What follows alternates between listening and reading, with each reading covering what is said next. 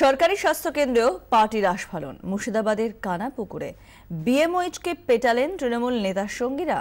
চর থাপ্পড় লাঠি কিছুই বাদ গেল না।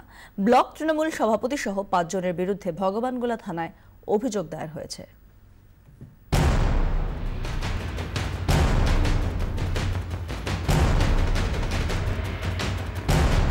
ভগবানগোলার কানাপুকুর স্বাস্থ্যকেন্দ্র, বিশৃঙ্খল পরিস্থিতি, কর্মীদের মনোবল তলানিতে, উপস্থিত প্রশাসনিক কর্তারা। স্বাস্থ্যকেন্দ্রের পরিষেবা নিয়ে অভিযোগ ছিল এলাকাবাসীর। শনিবার সদল বলে ডেপুটেশন দিতে যান ব্লক তৃণমূল সভাপতি মতি প্রামাণিক। অভিযোগ, কথা কাটাকাটি শুরু হলে তৃণমূল নেতার সঙ্গীরা বিএমওএইচকে মারধর করেন।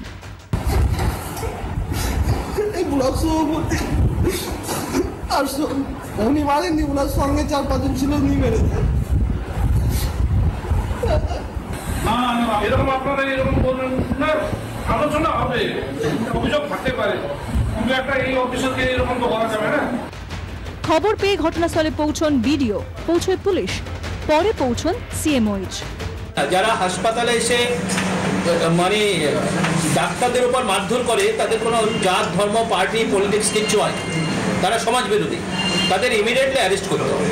তৃণমূল ব্লক সভাপতি মতি প্রামাণিকের 5 সঙ্গীর বিরুদ্ধে ভগবানগোলা থানায় লিখিত অভিযোগ দায়ের করা হয়েছে। আমি তাদেরকে বহিষ্কার করতে চাইছি যে ডাক্তারবাবুর গায়ে হাত তুলেছে, তার জন্য আমরা তাকে দল থেকে বহিষ্কার করব। থানায় অভিযোগ হলো ফৌজদারি তদন্ত এগোবে। আইনের পরিভাষায় এই হেনস্থা হয়তো খুব গুরুতর অপরাধ নয়, কিন্তু বিএমওএইচ এর এই কান্না চিকিৎসকদের কি বার্তা দিল?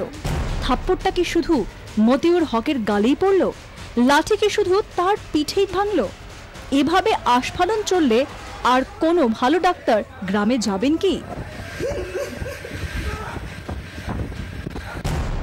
24 ঘন্টার জন্য ক্যামেরায় ফরহাদ হোসেন ও রানা ইসলামের সঙ্গে সোমা মাইতির রিপোর্ট, মুর্শিদাবাদ।